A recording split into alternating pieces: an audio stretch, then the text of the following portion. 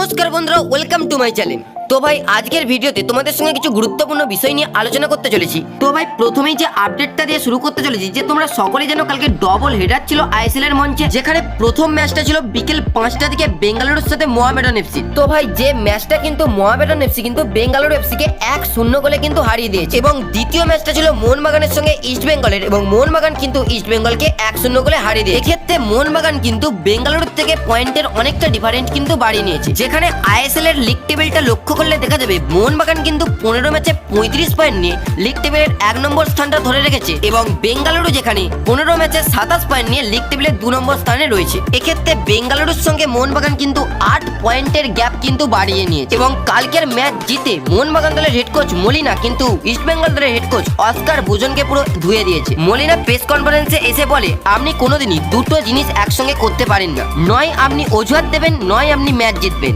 আপনি যখন ম্যাচটা জেতেন তখন কিন্তু আপনি এক্সকিউজ ভাবেন না, আর যখন আপনি ম্যাচ জিততে পারেন না তখন কিন্তু আপনি অনেক এক্সকিউজ ভাবেন। আমিও অনেক ম্যাচ হেরেছি, কিন্তু আমিও তখন ভাবতাম কি এক্সকিউজ দেওয়া যায়, কিন্তু এটা সঠিক কাজ নয়। আমরা জানি আমাদেরকে ভালো ফলাফল করতে হবে এবং ম্যাচ জিততে হবে। তো ভাই মলিনা এও বলে যে রেফারি অনেক ভুল সিদ্ধান্তও দিয়েছে, রেফারি কিন্তু নিজের বেস্টটা দেওয়ারই চেষ্টা করেছে। রেফারি আমাদের কন্ট্রোলে নেই, রেফারি ভুল দেবে কি সঠিক দেবে সেটা রেফারির ব্যাপার। রেফারির সিদ্ধান্ত যেমন ওদের বিপক্ষেও গিয়েছে, ঠিক আমাদের বিপক্ষেও রেফারির অনেক সিদ্ধান্ত হয়েছে।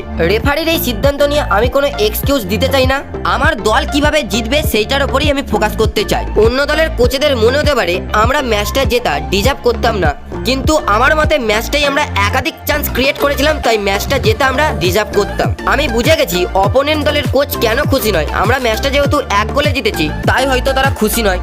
আমরা যদি ম্যাচটা একাধিক গোলে জিততাম তাহলে অপোনেন্ট দলের কোচ হয়তো খুশি হতো। যত ছোট বড়ই ম্যাচ হোক না কেন, এই ম্যাচগুলো থেকে আমাদের পয়েন্ট হারালে চলবে না, এর দিকে ফোকাস করতে হবে, কারণ আমরা চ্যাম্পিয়নের জন্য ফুটবল খেলছি এবং আমাদের পরের ম্যাচে ফোকাস করতে হবে। বন্ধুরা ম্যাচটি জেতার পর মোহনবাগান দলের হেড কোচ মলিনা প্রেস কনফারেন্সে কিন্তু এই কথাগুলোই বলে। বন্ধুরা ম্যাচের পর সুভাশিস বোস কি বলছে, বন্ধুরা ম্যাচের পর সুভাশিস বোস বলছে মোহনবাগান কিন্তু পুরনো রেকর্ড কিন্তু আজ ভেঙে দিতে পারত, ম্যাচটা কিন্তু মোহনবাগান 5-0 গোলেও জিততে পারত। তিনি বলছেন যে আমাদের নিজের ভুলের দোষে আমরা অনেক গোল কিন্তু মাঠের মধ্যে ফেলে এসেছি, কিন্তু এক একটা ম্যাচে কিন্তু এমন হয়, কিন্তু প্রত্যেকটা ম্যাচে কিন্তু এই ভুলটা করলে আমাদের চলবে না, আমাদের কিন্তু গোলের চান্সটা কনভার্ট করতে হবে। এবং বন্ধুরা গ্রেগ স্টুয়ার্ট বলে, আমি সবে ইনজুরি থেকে রিকভার করে ফিরছি, আমার দলে কিন্তু অনেক ভালো ভালো প্লেয়ার আছে, জেসন জেমি, ওরা কিন্তু দলের গুরুত্বপূর্ণ ভূমিকা কিন্তু কন্ট্রিবিউট করছে। সব থেকে বড় কথা হলো আমি খেলি বা না খেলি আমার দল জিতেছে এবং 3 পয়েন্ট পেয়েছে, এবং এইভাবেই আমাদেরকে প্রত্যেকটা ম্যাচ জিততে হবে এবং আমাদেরকে চ্যাম্পিয়ন হতে হবে। বন্ধুরা ম্যাচের পর কিন্তু এই কথাগুলোই বলে মোহনবাগান দলের প্লেয়াররা।